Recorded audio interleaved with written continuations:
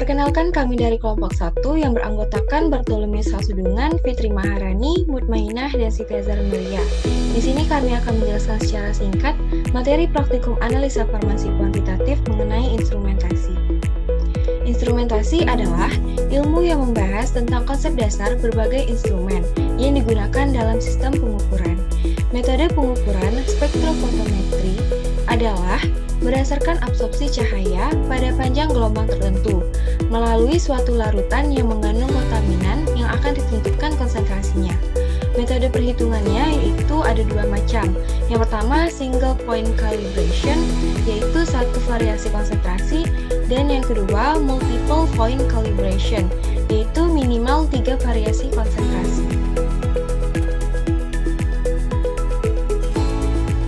Selanjutnya yaitu prosedur kerja. Yang pertama, pembuatan dapur fosfat pH 7,4. Dibuat dapur fosfat pH 7,4 dengan mencampurkan larutan NaOH dan KH2PO4. Kemudian, masing-masing ditimbang NaOH dan KH2PO4 secara sesama sebanyak 0,8 gram dan 2,72 gram. Kemudian dilarutkan dengan aquades secukupnya dalam gelas beker di tempat yang berbeda. Dan dimasukkan larutan ke dalam labu ukur 100 ml. Kemudian ditambahkan aquades sampai tanda batas. Dan dipipet juga 50 ml larutan KH2PO4 dalam labu ukur 100 ml. Kemudian dicampurkan dengan larutan NaOH dalam labu ukur 200 ml yang sama dan diukur menggunakan pH meter. Kemudian ditambahkan dengan NaOH apabila pH terlalu asam dan ditambah KH2PO4 bila pH terlalu basah hingga pH mencapai 7,4. Kemudian yang kedua, lakukan penentuan panjang gelombang maksimum dengan cara ditimbang sampel yaitu clindamycin HCl sebanyak 100 mg, kemudian dilarutkan dengan dapur fosfat pH 7,4 hingga 100 ml sehingga diperoleh kadar 1000 ppm. Selanjutnya, dibuat pengenceran konsentrasi 100 ppm. Kemudian diukur serapan pada panjang gelombang 200 sampai 400 nanometer dengan spektrofotometri UV. Kemudian didapatkan panjang gelombang maksimum untuk clindamycin HCl. Kemudian lakukan penentuan kurva baku clindamycin HCl. Caranya, dibuat kurva baku dengan melakukan pengukuran serapan larutan baku dari larutan induk 1000 ppm. Kemudian dibuat seri konsentrasi 40, 50, 60, 70, dan 80 ppm. Kemudian diukur serapan dengan spektrofotometri UV pada panjang gelombang maksimum clindamycin HCl. Kemudian digunakan dengan dapur fosfat pH 7,4 sebagai belangko. Kemudian dibuat persamaan regresi linier Y sama dengan BX plus A atau kadar sebagai absis dan serapan sebagai ordinat hingga didapatkan nilai R mendekati 1. Kemudian lakukan penentuan kadar clindamycin HCl dalam sediaan gel. Caranya, ditimbang gel clindamycin sebanyak kurang lebih 250 mg.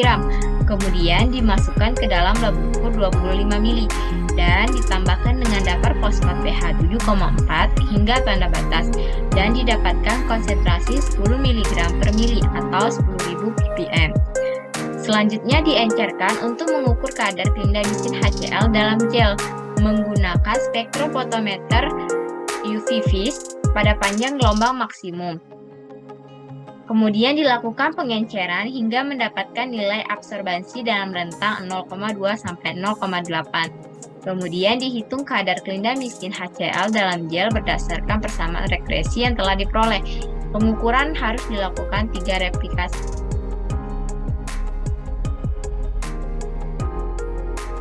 Di sini saya akan membahas perhitungan mengenai instrumentasi. Sampel yang berisi clindamycin HCl mempunyai absorban maksimum pada panjang gelombang 275 nanometer dan panjang jalur 1 cm. Menggunakan spektrofotometer diukur sampel clindamycin tersebut pada panjang gelombang 275 nanometer didapatkan nilai 0,70. Berapa konsentrasi dari sampel clindamycin HCl? Nah, untuk menghitung soal di atas maka gunakan rumus Lambert-Bird. Nah, didapatkan konsentrasi sampel clindamycin adalah 8,33 dikali 10 pangkat 5 mol per liter. Biasanya dalam praktikum kimia akan dibuat seri larutan sampel yang sudah diketahui konsentrasinya. Masing-masing larutan sampel dengan konsentrasi tertentu diukur absorbansinya dengan spektrofotometer. Akan didapat nilai konsentrasi versus absorban. Nilai ini kemudian dibuat regresi linearnya sehingga didapat persamaan yang menghubungkan konsentrasi dengan absorban.